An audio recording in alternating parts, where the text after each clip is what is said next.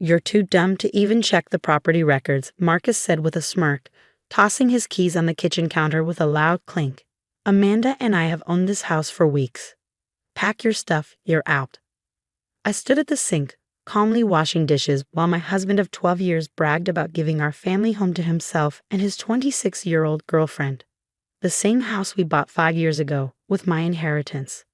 "Nothing to say," he pushed, annoyed that I wasn't crying or begging. No tears. No fight. I dried my hands, turned around, and smiled. "No, Marcus, no tears, but you might want to check those records again. My name is Olivia Parker, and I'm 38 years old. I was watching my marriage fall apart, but I wasn't surprised. I saw the signs a long time ago, the late nights, secret texts, locked phone. The biggest red flag was when he suddenly got interested in the deed to our house. "Where's the house deed?" he asked one morning, acting casual. "The bank needs it." I knew then he was up to something. I've worked in real estate law for 15 years. Banks don't randomly ask for deeds. That night, I made some important phone calls. Now, as Marcus stood there looking proud, I thought about my conversation with my friend Thomas, who works at the county records office. "Someone's asking about your property," he told me. "Looks like they're trying to change the deed." I didn't say anything to Marcus. I just acted quietly. While he thought he was being smart, I was already protecting myself. "You know what's funny?" I said, leaning on the counter. "For a guy who says he's so smart with business, you missed a big detail." His smile faded. "What are you talking about? Did you even read what you forged, or did you just think it would work out your way?" His face turned serious. "I don't know what you think you know, but the house is in my name now. Amanda and I are moving in next week. You're leaving." I pulled out my phone, opened a photo, and slid it across the counter to him. "Look at this first." His hands shook as he picked up the phone. On the screen was a certified copy of the real house records, not the fake ones he filed. His face changed from confused to shocked. This can't be right," he said. I changed. "You tried to change it," I said. "But 3 months ago, I filed a protection order. You can't change the deed without both our signatures. Your forgery triggered alerts." He went pale. "You knew." "I've known for months, Marcus. About Amanda, about your plan to steal the house. Everything. I just wanted to see how far you'd go." I took my phone back, calm and clear. "By the way, what you did is illegal. The district attorney has the documents you filed." He gripped the counter, his knuckles white. "You're bluffing." "Am I?" I pulled out another paper, a complaint I filed with the police, including proof of his fake documents. "Did you forget I've worked in property law for 15 years? Did you really think I wouldn't protect myself?" He started pacing, running his hands through his hair. I'd seen that nervous habit too many times. "This isn't happening," he whispered. "Amanda and I had it all planned." "Oh, Amanda," I said, letting a bit of anger show. "How is the new paralegal? Did she tell you about her past, trying to take property from the last 2 men she dated? Or did you miss that part of her resume?" He froze. "What are you talking about?" "You should have done some research. Amanda has a history. The police already have files on her." Months ago, his reaction might have hurt me. Now it only proved what I already knew. He gave up 12 years of marriage for someone using him the same way he tried to use me. "Olivia," he began, voice smaller now. "We can talk." "No, Marcus, we can't. You made your choice when you tried to steal my home and move your girlfriend in. Now you live with the consequences." I picked up my purse and placed a business card in front of him. "My lawyer's number. Talk to her. Don't contact me again." As I walked to the door, Marcus called after me, panicked. "Where are you going?" I turned back. "I'm going home. You know, the house that's still legally mine. The police will be here in 20 minutes to talk about your little scam. I'd start packing if I were you." As I closed the door behind me, I heard the keys fall from his hands. Reality had finally hit him. He thought he could outsmart me and take everything. Instead, he was about to learn a hard lesson. I sat in my car, hands steady on the wheel, and smiled just a little. This wasn't the end. It was the beginning of Marcus's downfall. And I was ready. The next morning, I sat across from my lawyer, Sophia Martinez, reviewing the evidence against Marcus. The conference room table was covered with documents, property records, bank statements, and screenshots of Marcus's attempts to modify the deed. The DA's office is taking this very seriously, Sophia said, sorting through some papers. Attempted property fraud, forgery, illegal transfer of assets. Marcus is looking at significant charges. I nodded, watching the city skyline through the office windows. The police had arrived at the house last night exactly when I said they would. Marcus, still in shock, had barely managed to string together coherent responses to their questions. They'd taken him in for questioning, and according to Sophia, he'd spent the night trying to contact Amanda. Has she responded to any of his calls? I asked, though I already knew the answer. Sophia shook her head, a knowing smile on her face. Amanda disappeared the moment she heard about the police involvement. Apparently, she's done this before. Gets involved with wealthy married men, encourages them to transfer property to her name, then vanishes when things get complicated. And Marcus fell for it completely, I said, feeling a mix of pity and satisfaction. He really thought he could just push me aside and start a new life with her.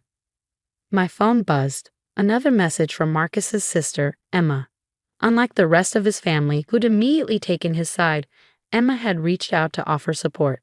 Just saw Marcus, her text read. He's a mess. Keeps saying he didn't know Amanda's history. Mom's furious that he's ruined the family name. I set the phone aside as Sophia pulled out another document. Marcus's lawyer called this morning, she said. They want to discuss a settlement. Already? I raised an eyebrow. That was fast. They know they don't have a leg to stand on. The evidence is overwhelming, and with Amanda's history coming to light, they're desperate to minimize the damage. I thought about the past few months, all the nights I'd spent gathering evidence, documenting every suspicious move, preparing for this moment. Marcus had been so focused on his affair that he hadn't noticed his wife quietly building an ironclad case against him. What are they offering? I asked. Sophia handed me the proposal. He'll plead guilty to a lesser charge, agree to a divorce settlement heavily in your favor, and make a public statement taking full responsibility. And in return, we don't pursue maximum charges and we keep Amanda's name out of the public record. I almost laughed. Even now, Marcus was trying to protect his mistress, not realizing she was probably halfway across the country by now, looking for her next target. Tell them no deal, I said firmly. Marcus didn't just try to steal my house. He betrayed every promise he ever made to me. I want him to face the full consequences. Sophia nodded, looking pleased. I thought you might say that. The DA's office is ready to proceed with all charges. Just then, my phone buzzed again, this time with a news alert. My stomach tightened as I read the headline. Prominent business executive arrested for property fraud. There was Marcus's company photo right next to an article detailing his attempted theft and relationship with a known fraudster. Well, Sophia said, reading over my shoulder, I guess the story's out now. The rest of the day passed in a blur of meetings and phone calls. Marcus's company placed him on immediate leave pending investigation. His carefully cultivated reputation was crumbling, and the whispers about Amanda's history were spreading through their social circle like wildfire. That evening, as I drove home, I passed by our favorite restaurant, the place where Marcus had proposed 12 years ago. I thought about the young, ambitious man I'd fallen in love with, and wondered when he turned into someone capable of such calculated betrayal. My phone rang through the car's Bluetooth. It was Emma again. Marcus tried to access your joint accounts, she said without preamble. He's panicking, Olivia. Says Amanda isn't returning his calls, and his lawyer's telling him he could face serious jail time. He should have thought about that before he tried to steal my house. I replied, pulling into my driveway. I know, Emma sighed. I never thought you'd do something like this. Mom's talking about canceling the annual family Christmas party. Said she can't face the neighbors after this scandal. After saying goodbye to Emma, I sat in my car for a moment, looking at the house Marcus had tried to take from me. The home we'd chosen together, the one I bought with money my grandmother left me. He'd been so certain I wouldn't fight back, so convinced of his own cleverness. My phone buzzed one last time, a text from an unknown number. Olivia, please. We need to talk. I can explain everything. Marcus, probably using a friend's phone since I blocked his number. I deleted the message without responding.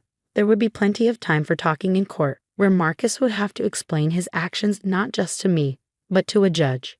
For now, I had a house to redecorate and a new life to plan. One that didn't include a husband who thought he could discard me like yesterday's news. The security lights clicked on as I walked to my front door, illuminating the path ahead. Tomorrow would bring more challenges, more legal meetings, more revelations about Marcus's betrayal. But for tonight, I was home, safe in the knowledge that I protected what was mine. And somewhere out there, Marcus was finally learning that some lessons come at a very high price. 6 months after Marcus's failed attempt to steal our house, I sat in a courtroom watching him receive his sentence. The judge, a stern-faced woman in her 60s, looked down at him with clear disapproval. "Mr. Parker, attempting to fraudulently transfer property and forging your wife's signature are serious offenses," she stated firmly. "The fact that you did this to benefit a known confidence artist makes your actions even more egregious." Marcus stood there in his now ill-fitting suit, a shadow of the confident man who'd once sneered at me in our kitchen. His lawyer had advised him to show remorse, but the damage was already done. 2 years probation, significant fines, and mandatory restitution, the judge announced. "You're fortunate your wife's evidence prevented the property transfer from being completed, or you'd be facing considerably more time." I felt a gentle squeeze on my hand. Emma sat beside me, having chosen to support me over her brother. She'd been my rock throughout the proceedings, especially after the full story of Amanda's past emerged. As it turned out, Amanda had successfully scammed 2 other married men before Marcus, convincing them to transfer property to her name before disappearing with whatever assets she could liquidate. She was now facing her own legal troubles in another state. Outside the courthouse, reporters gathered, eager to cover the fall of a once-respected businessman. Marcus hurried past them, head down, while his mother shielded him from cameras. The family name he'd been so proud of was now associated with fraud and scandal. "Olivia," Emma called as I headed to my car. "Wait up." I turned to see her jogging toward me, her heels clicking on the pavement. "Mom wants to know if you'll still come to Thanksgiving this year," she said, slightly breathless. She says she was wrong about everything. "About you, about Marcus." I smiled gently. "Tell her I'll think about it." The family dynamics had shifted dramatically since Marcus's arrest.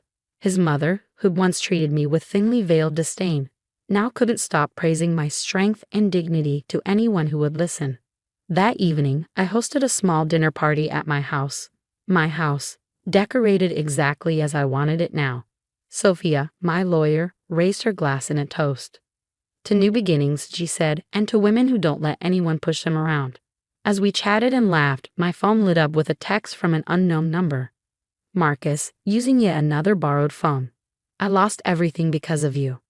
I showed the message to Sophia, who shook her head in disbelief. "He still doesn't get it, does he? He lost everything because of his own choices." I deleted the message without responding. Marcus had spent months blaming me, Amanda, his family, everyone except himself, for his downfall. Meanwhile, I'd rebuilt my life, redecorated my home, and even started dating again, much to Marcus's evident distress when he heard about it through family gossip. The doorbell rang. A delivery from the courthouse. Inside was my final divorce decree and updated property documents, officially confirming my sole ownership of the house. As I signed for the package, I remembered Marcus's smug face the night he thought he cleverly outmaneuvered me. Later that night, after my guests had left, I sat on my back porch with a glass of wine, looking at the garden I'd replanted. The old roses Marcus had insisted on were gone, replaced by vibrant wildflowers that made me smile every morning. Emma had texted one last update. Marcus was moving in with their parents, his assets frozen, his reputation in tatters. The company had officially terminated him after their internal investigation revealed he'd been using company resources to facilitate his affair with Amanda. "Remember when he used to say I was too stupid to handle our finances?" I texted back. Funny how things turn out. The night air was cool and fresh, carrying the scent of my newly planted jasmine. In the end, Marcus's attempt to discard me had led to his own undoing. He thought I was an easy target, someone he could bully and deceive. Instead, he learned that underestimating me was the biggest mistake of his life. I picked up my phone one last time, opened Marcus's latest message, and finally typed a response. "You're right about one thing, you lost everything. But that was your choice, not mine. Goodbye, Marcus." Then I blocked this number too, set down my phone, and looked up at the stars. Tomorrow would bring new challenges, new opportunities, and new adventures. But for tonight, I was content knowing that I'd not only survived Marcus's betrayal, I'd emerged stronger, wiser, and completely free of his attempts to control me. The house lights glowed warmly behind me, reflecting off the windows that had witnessed both the end of my marriage and the beginning of my new life. Marcus had tried to take everything from me, but in the end, he'd only succeeded in showing me exactly how strong I could be. Sometimes I realize losing someone who doesn't value you is the greatest gain of all.